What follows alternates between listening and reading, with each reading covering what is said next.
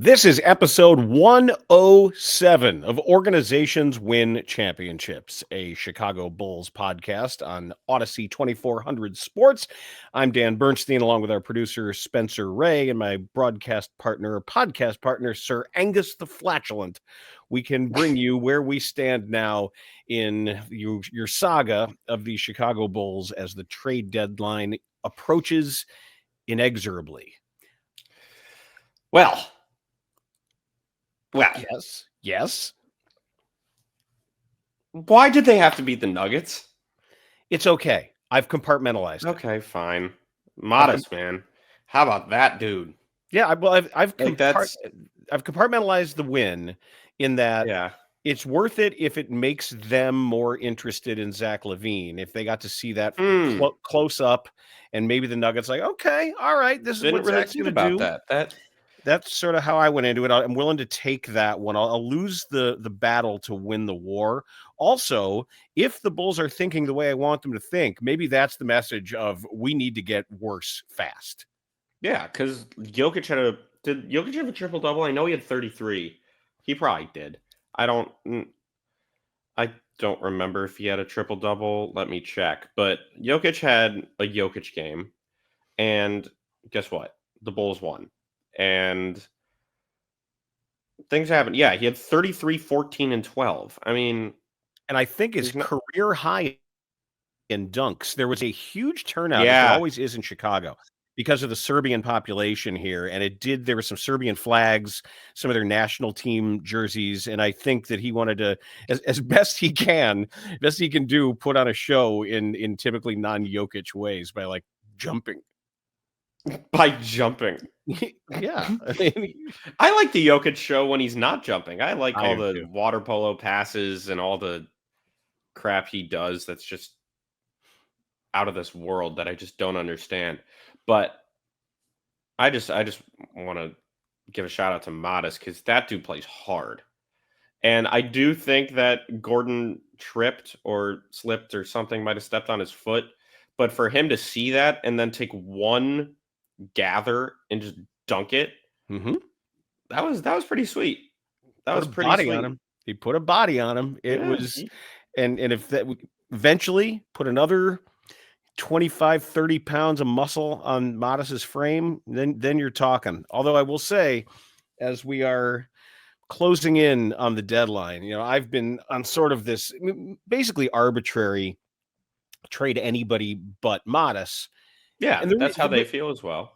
I think so. But the reason being, and I heard KC this morning, he's like, look, nobody's untouchable. And if somebody were to make you some ridiculous offer as the deadline gets wild, because who knows where this is going to go.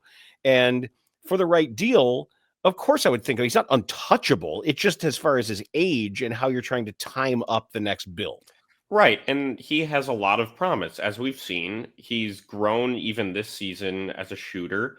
He's aggressive. He's got, I would say, plus athleticism. He's got defensive skills. He does need to get in the weight room to improve in that sense. And offensively, of course, just to get him in the post. But he can do a lot of things well. And when you're looking at somebody at his age, with where the NBA has been trending recently to positionless, tall guys that can do a little bit of everything. It went from small ball to big guys doing everything. And I think Wemby is a big reason why. There's no reason to trade him unless they get some insane deal. And we were saying the same thing about Patrick, but years ago, I'm saying. Not recently, because he's been bad.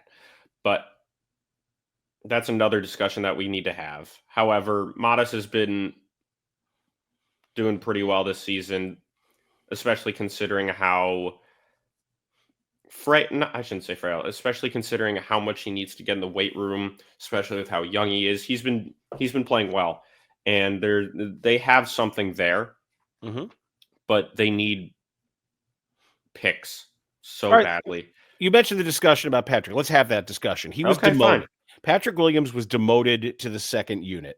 And if you look over the course of his career, his numbers coming off the bench and his numbers as a starter are all but identical. Really similar percentages. He's a slightly better defender metrically coming off the bench because obviously there's going to be easier matchups for him. Obviously. But tell me how to feel, because when he, on the one hand, he takes the demotion and he's like, yeah, I'll do whatever it takes for the team to win. And that's great. But part of me wanted to hear him a little angrier. Part of me wanted to hear him be like, I'm gonna win it back. Like I'm sorry I got I'm a demoted. $90 million player. Exactly. And I shouldn't be coming off the bench. I should be starting, and I'm gonna prove it. Yeah. It's just a little disappointing that when it comes to where we thought Patrick would be at this point. I'm not saying that reaction in and of itself, I don't know. But yeah, in and of itself. But it in also, and of itself. It also depends if you're going to go big or you're going to go small with whoever replaces him. If you're going to start it doesn't. What I'm saying is I don't care about that. He should have been really good by now, and we shouldn't have been having these discussions about when is he going to break out, because he should have broken out. Is it his 4th year in the league? 5, right? 5th? I think so. Yeah, it might be 5. Yeah, 19, 20, 21, 22, wow. 23. Yeah. 19? No, it wasn't 19. I'm saying he was 19 years old. Oh yeah. I thought you were saying his age. No, his age 19 year. Correct, because he was drafted in 2020. I mean, he's got to. There's got to be something. I do think the best thing for him would be a change of scenery, if I'm completely honest. And I do think that there will be a team out there, or should be a team. I don't know, man. I don't think so. Really? I don't think so. I wish the money? That were. Yeah, and the body of work. Like, I understand after 3 years, but after 5 years, the guy's played 250 NBA games. This is not an unknown commodity, and I usually believe in the pedigree. I believe in a failed top 5 pick, but the other problem has been some of these injuries and missing almost all of his second season, missing half of the year last year, missing a significant chunk this year. And the weird swelling in his foot. I don't know. I think this is something that the Bulls, he might end up being a guy who is here to eat up some of these rebuilding minutes. Yeah. Are we ready to? I mean, it's been 5 years, so I mean, do we say bust? If this isn't what a bust looks like for a top 5 pick, what does one look like? I mean, it's not Darko Milicic, but it's at this point disappointing. Like, he's not a bad NBA player. It's just what he should be doing is not what he's doing. So it's really disappointing. If he ends up being a career 3-and-D guy and plays for another 5 years, more power to him. He's shooting 40% from 3 for his career. He's going to have a job. Yeah, there's no reason, and those guys make $18 million now. So that's the thing. But when they signed him to that deal, I thought, okay, this could be a value if he decides to be good at basketball. I know that's easier said than done, but when you're 6'8" and strong and athletic and can shoot and can defend, and you have those physical tools, you should be good. There's just something that's just not clicking, and it sucks. It really sucks. I know this is late for our can't make a dunk. Sorry, it's just you can't never finish gets old. Terrible finisher. But I haven't done the reset yet, actually, which you usually do at the outset of each episode. Bulls are 20-27, 10th in the East, and they are 17th of 30 in offensive rating, 23rd of 30 in defensive rating. And we'd like to update this. They are still second in pace, and they are first in what NBA category of all 30 teams? Turnovers. Attendance. Nearly 500,000 people have already turned up at the United Center to watch this Bulls team this year. And it's that's a factor of the stadium being big, and also them doing a really good job of marketing a mediocre team. And that's it's also part of the problem. Basketball in Chicago. Yeah. It's been part of the problem. Complacency. We've talked about this. And now that the deadline's approaching, we're finally hearing Zach LaVine's name being discussed. And as I understand it There are a now, lot of teams that I've seen as that as could I be get it shooters. now, it isn't for not wanting Zach.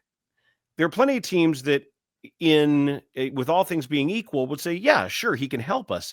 The problem is the max contract and Yeah. making that Oh, work yeah. and making it all fit, which might mean a very complicated series of transactions Or involving like a multiple teams 3-team. or Yeah. 4. I've heard possible 4-team deal Really? would be needed, and that takes some skill, and it takes some art, and it takes relationships, And it and takes some fart.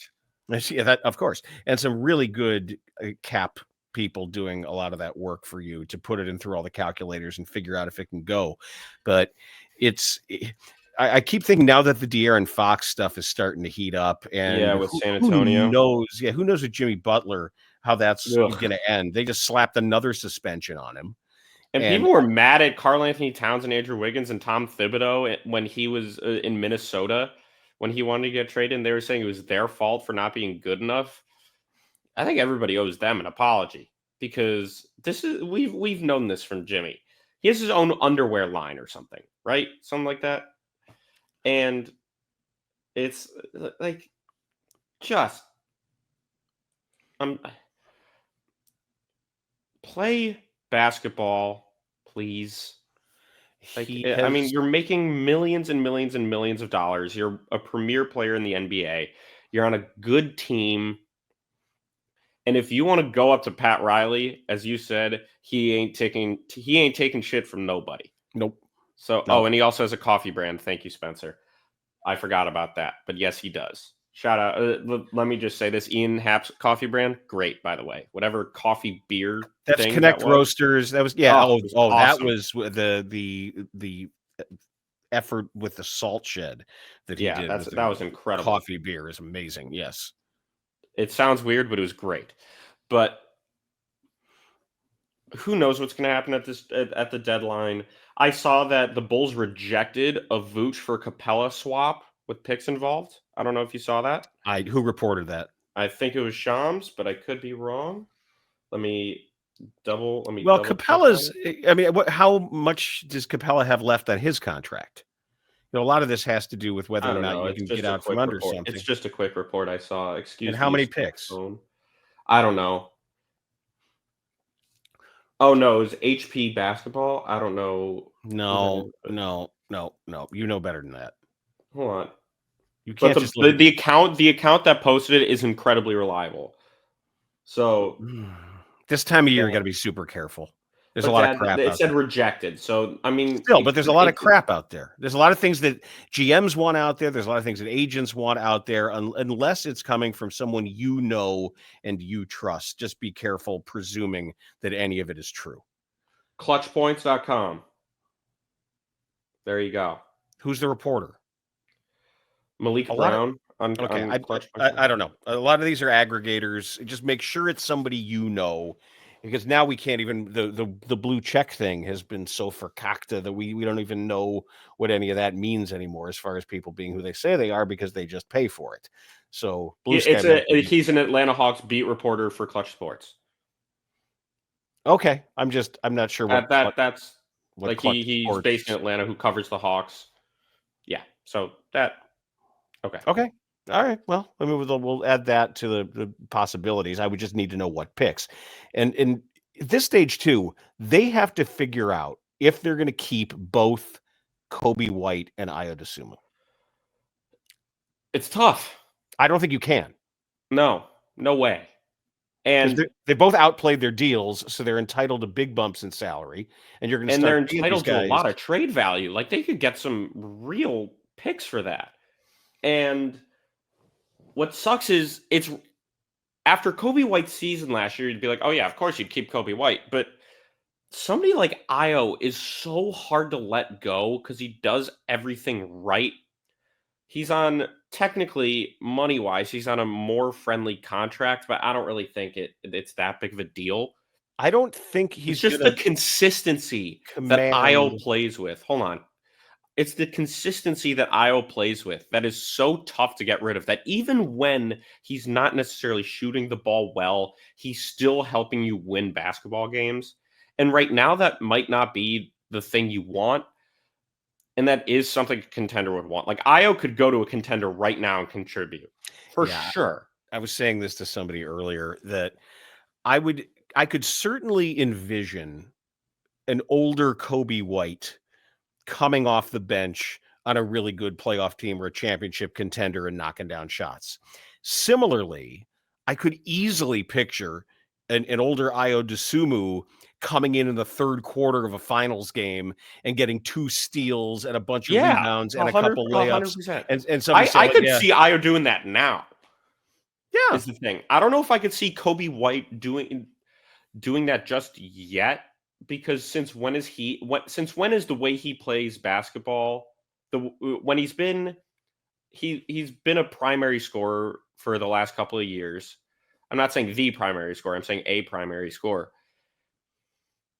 If he goes to a championship team, he's not going to be a primary scorer. So he would need to learn how to play on a good basketball team, because he hasn't really been on one except no, for one, I would which phrase it was the this way: 6th seed against the Bucks, where the Bulls lost in 5 games. the only But at the way same time, sorry, go ahead. Coby White affects a game is by scoring. If you're looking at him, what does he do for me in the playoffs? He hits threes.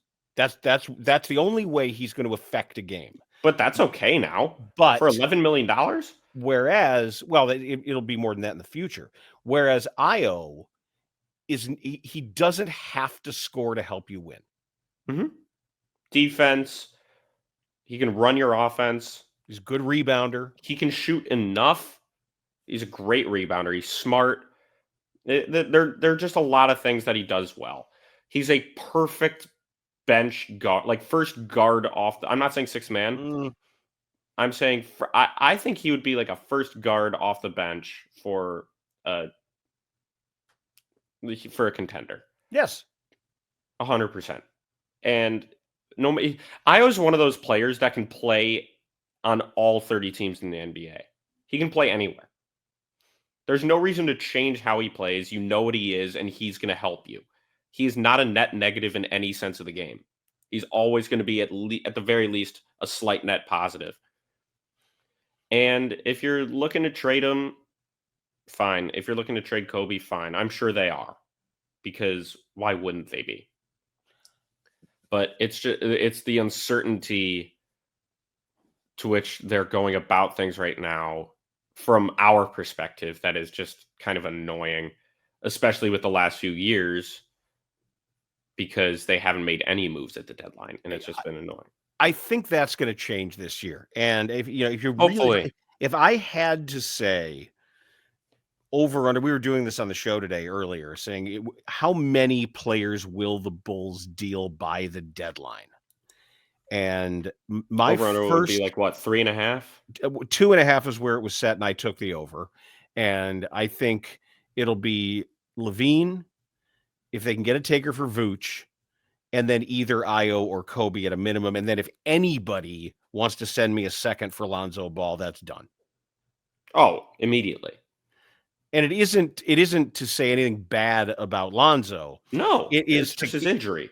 It's to cash out your winnings. I would say if someone told you 2 years ago that, okay, he's going to have surgeries that no one else has ever come back from, if right now you could swap him for a second round pick, would you do it? Of course. Yes. And now you still have a chance to do that, especially because any team that's trading for him beyond this year and even into this year is going to inherit the medical uncertainty. At any point, that graft can fail. At any point, because a human body has never done what he's doing, it's Right. every time he takes the floor, every time he practices, he's setting a new record. So Yeah, and also the thing is that a good team can take a risk on somebody like that, because to them a second round pick is more disposable than a second round pick to a bad team. Like if say, Boston is like, I'll take Lonzo Ball for a second. Take it right now. And then it doesn't work out. His knee, something happens to his knee, God forbid. I would never want to see that happen. Nobody would. But say it happens. Boston can say, well, it was worth a shot because that second-round pick probably doesn't matter that much because we have Jason Tatum and Jaylen Brown and Derek White and all these dudes. So I actually might go to the Pelicans-Celtics game on Friday because it's cheap. So might as well. I still can't believe that you can go to these games for like $5. Nobody goes. But now it's going to be my first time seeing Zion play, which is crazy considering that I've been to 6 games or something. Let's see if they move him. Maybe if he's It'll be hard. It'll be hard to move him. You need a crane. Yeah. Yeah, that's what I'm saying. Well, that will bring us to showdown time.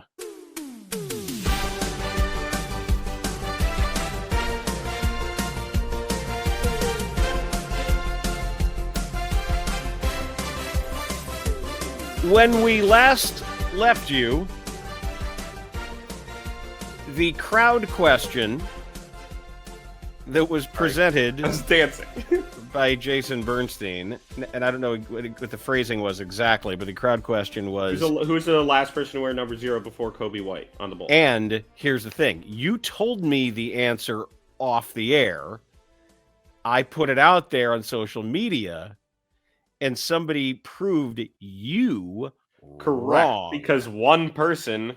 or one player wore number 0 for one game. You thought it was like Sean Kilpatrick. Okay. And he played well for the Bulls, but it was Tyler Ulis because of one game. Tyler Ulis played one game. Which is a great name. And I originally said, no, you're wrong. And I said, well, wait a second. You're right. So congratulations.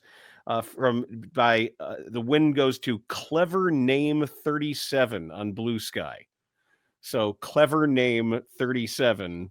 What if it was Cleaver Name? No, it's Clever Name. Who absolutely... There was like a knife. Meet Cleaver Name. I'm sure somebody's probably found that avatar already. And Tyler Ulis, indeed, had worn number 0 before Coby White. So I've got the crowd question, which will come after you and I do the showdown. I'm going to go first now. Okay. I think you saw that Andre Iguodala's number is going to be retired by the Golden State Warriors. And you're mad about Derrick Rose?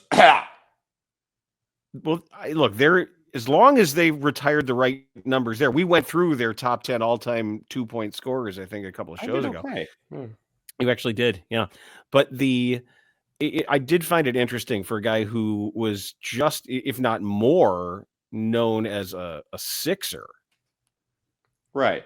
Right? And a guy who going with this question. Okay. He is a very odd and interesting kind of player. Okay. In large part because of his multi-positionality and because he played in different NBA eras and was able to adapt. Played forever. And his career averages, he played 1,231 games.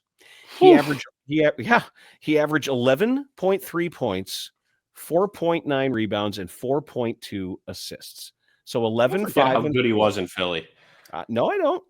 He's 11-5-4. He actually went to Springfield Lanphier High School, same as Ed Horton, the former Iowa great, down in Springfield, Illinois. And I looked through his comps.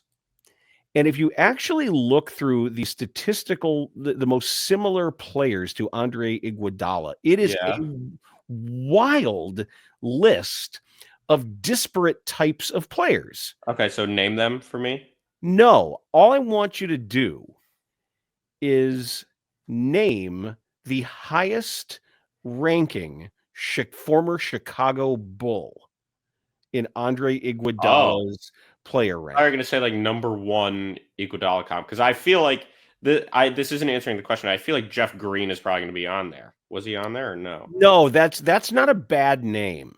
Okay, yeah, I just feel like they've had similar careers. I will say this, that people don't think about Andre Iguodala primarily at the position that translates to his comps. It's going to be a big, right? He statistically profiles much bigger than he actually is, based on the way these Was I alive when this guy was playing for the Bulls? Were you alive and he was playing for the Bulls? No.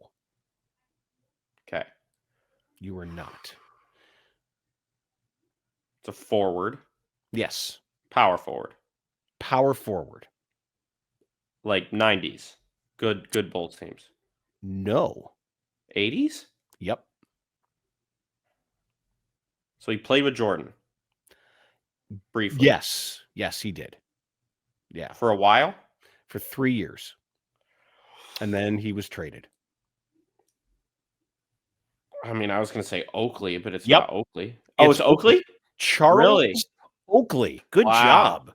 Charles Oakley. These are all, it's just fascinating. Andre Iguodala's comps in order are Paul Millsap, Good player. Clifford Robinson, Huh. AC Green, Sam Perkins, Carmelo Anthony. What the hell? Yes, then Charles Oakley, another Bull after him, and PJ Brown, Dale Davis, Antoine Jameson, and Rasheed Wallace. What the hell? I know, isn't that cool? What a list. Those are good. Those are all awesome names. Yeah, like NBA player. Yeah, he may have the coolest list of comps. Yeah, like Anton Jameson was good. And Clifford Robinson was cool too. Like all these guys were fun to root I for. like that a lot. And then there's just a first ballot Hall of Famer, one of the greatest scorers of all time, and Carmelo Anthony. Just randomly, there's Carmelo Anthony in between Sam Perkins and Charles Oakley. Yeah, I just thought that was cool. Okay. All right. So we talked a little bit about Modest Buzelis earlier, and we know he is going to compete in the slam dunk contest. Oh no! And I've asked a question about current players that have played for the Bulls that compete in the slam dunk contest. However, that's not what this question is. This question is, can you name the last time a Chicago Bull was in the dunk contest, like wearing a Bulls uniform was like on the Bulls at the time of the dunk contest? You name the player and try to get the year. Well, Zach LaVine wasn't. No, he wasn't a Bull. No. Okay, Brent Berry. No. Oh, it's not Jordan. Nope. So it's post Jordan. It's post Jordan, correct. Is it Tyrese Thomas refused? It's Tyrese Thomas. Okay. In what year?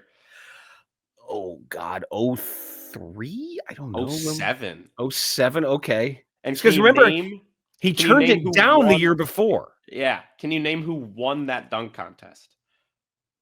It was between Dwight Howard and the guy who won. Because Howard had won before with that dumbass Superman thing, right? That was after. But I will say this guy has one of the coolest alley-oop highlights in game ever. Like the one play that was just ridiculous on an alley-oop, like just a crazy dunk. Not what's his name? The guy who dunked on Timothy Mozgov, the thrunk. That's the guy who jumped over Griffin. The car. No, not Griffin. Couldn't think of Blake Griffin. I don't know who was it. Gerald Green. Oh yeah, Gerald Green. He played for a while. Oh yeah, good player. Another awesome name. Yes. I love this. Gerald Green. Love good, forgotten, like semi-forgotten NBA players that were just tough. Yeah, Gerald Green was real. Okay. Like Steven Jackson, the guys like that, I just love. I'm sure they all have podcasts. Steven Jackson does have a podcast. It's great with Matt Barnes. Here is and then there's your crowd Jeff question. Hold on, sorry, but Jeff Teague's podcast. He doesn't amazing. Care. I think he makes stuff up though. I think Jeff Teague great at it. I don't care. If I wish we could do a joint podcast with Jeff Teague. How fun would that be? Here's your crowd question. Sorry. All of these answers can come in at Dan Bernstein on Blue Sky, at Dan_Bernstein on Twitter, at Jason.Bernstein_ on Instagram. Your question is this. As we've talked about, the race this year for Rookie of the Year is as tight as ever and uncertain as ever. The odds keep flipping on who the number one choice is. There is no Wemby. There's no runaway obvious Rookie of the Year.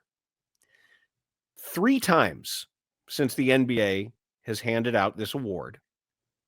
In 3 seasons, there's been a tie. Name those 3 seasons and name the 6 players who have been involved. Name the 3 pairs of players who have tied for NBA Rookie. I know one of them, the year. but I only know one of the players. There's 2 you should know, and one I would never expect you to get because one was well ahead of your time. Okay. But there's a lot of really important names and Hall of Fame names involved. So that is your crowd question for the week. That has been episode 107 of Organizations Win Championships. And next week we may have a different looking Bulls roster to discuss. And we should let you know too, if in fact there's a major move of some kind, we'll probably do like a quickie, like an emergency. Did you just say not an emergency? Wiki? Yeah, not a wiki. Yeah, we'll do it. We'll just do a quickie. Yeah, a quick pod, and that'll do it for this week.